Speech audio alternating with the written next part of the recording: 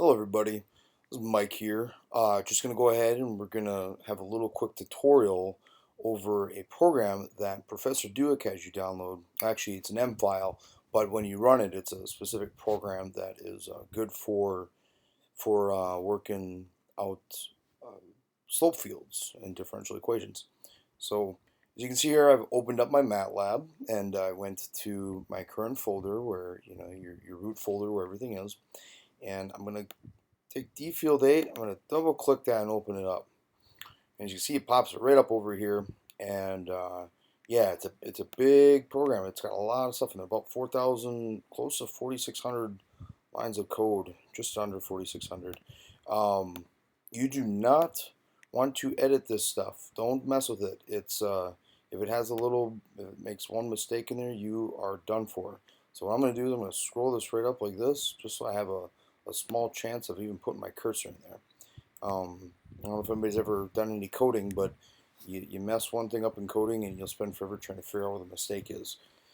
So after opening this up now, you go right back down, put your cursor there in the command window if you'd like, and we're gonna go up here. We're gonna hit run. All right, and as you can see, it's gonna say right there, run Dfield8.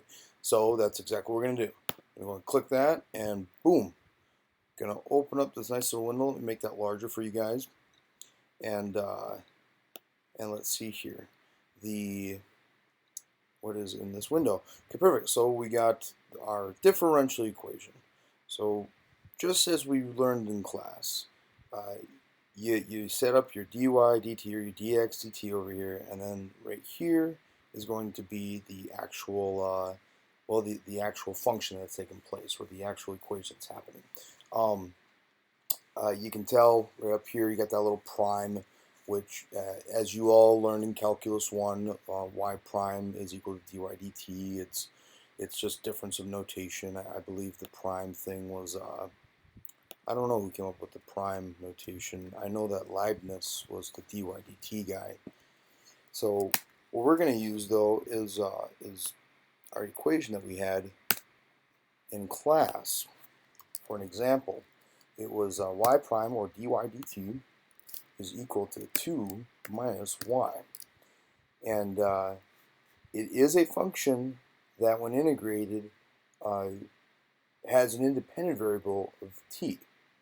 So we will go ahead and say that the independent variable is t, even though t is not present in here in the differential equation. So you still want to put that down.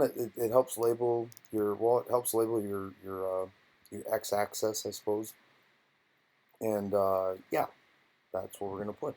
So we have a nice little differential equation written right there. And for our window values now, this is really what this is. We can go ahead, and we already know how the equation works, so we can say that we don't need to go to negative t.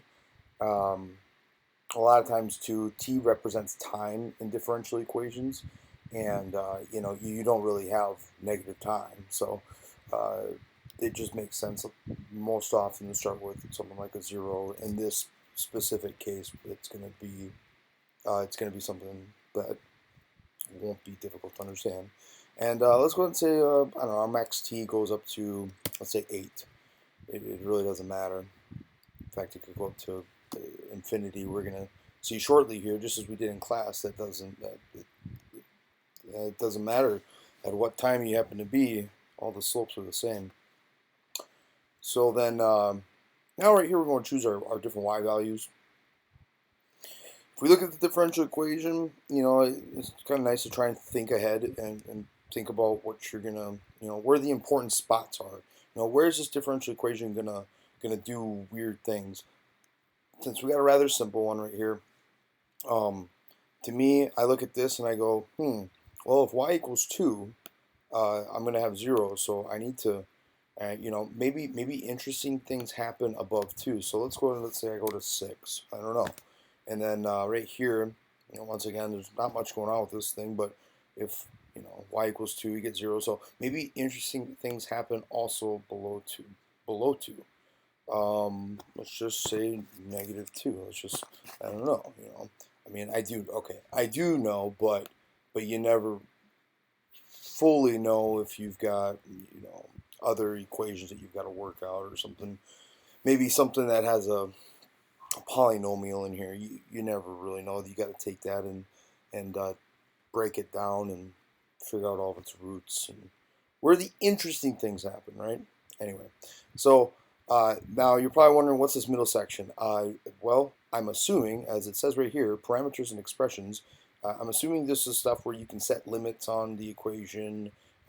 Be completely honest, I don't really work with this. I've never used it, and I'm not going to pretend that I know what it is, and I'm not going to explore it today.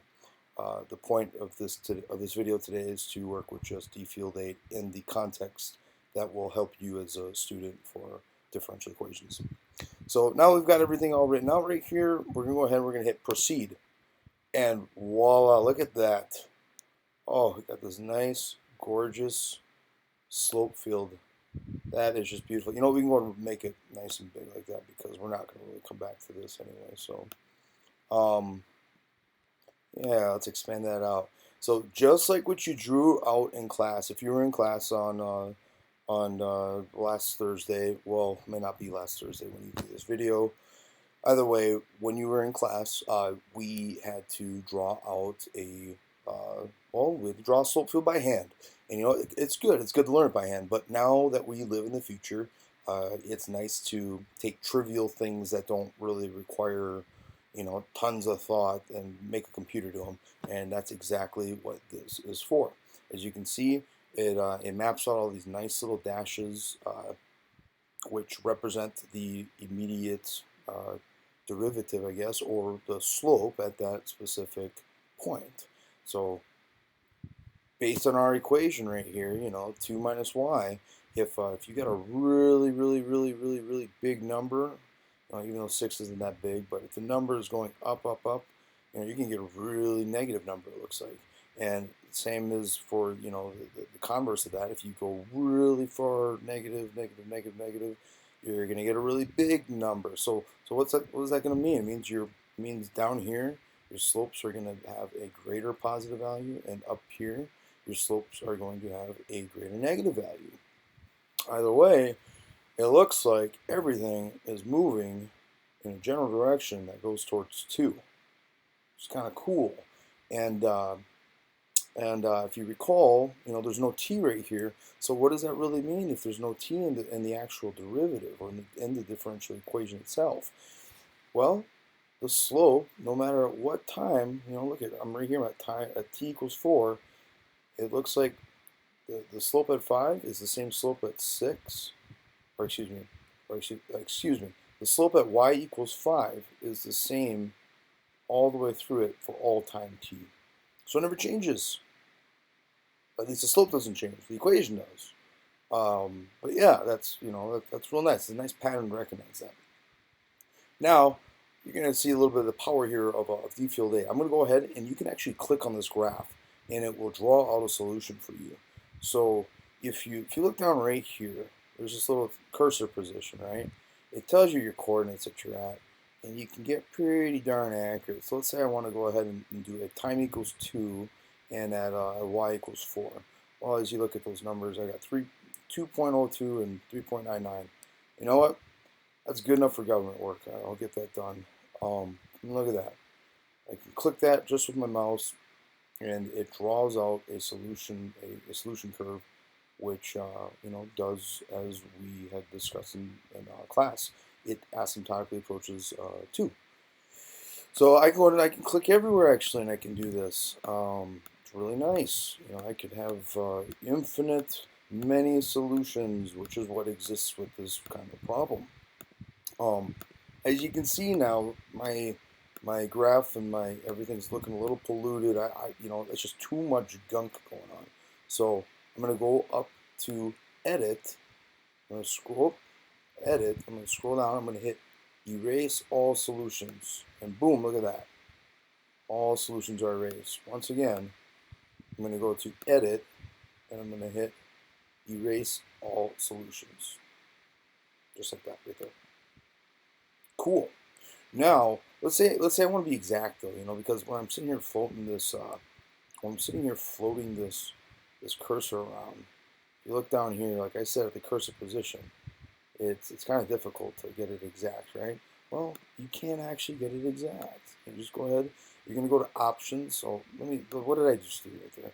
You're going to go ahead and open up our options, and you're going to click keyboard input. Just like that. Let's make that nice and big. Right here. And look at that. You are setting up what? Well, initial condition. This is your initial value problem, your IVP, the thing that we've already been talking about. And let's just say it, I don't know, like time equals 3 and what are our y values over here? It's like time equals 3 and at y equals 5. Let's say that. So 3, 5, and let's hit compute. Look at that. It gives you the exact solution curve for any given time. Let's do another one. Let's say time equals 0 and at y equals 2. Oh, whoa, yeah. Well, hey, look at that. That was expected, right? Because of our initial differential equation. 2 minus, well, y, and we let y equal 2 is 0. And if the rate of change at 2 is 0, then it stays 2 forever. So 2 for all time t. Kind of cool, huh? Anyway, we're going to close that out. And yeah, that is just the beginning here of what you can do with Dfield8. I hope I can put together another video here and make it nice and quick, so that way you guys can play around with a little bit more with that. But yeah, there are some other things in here that are pretty cool. We'll get more to that a little bit later.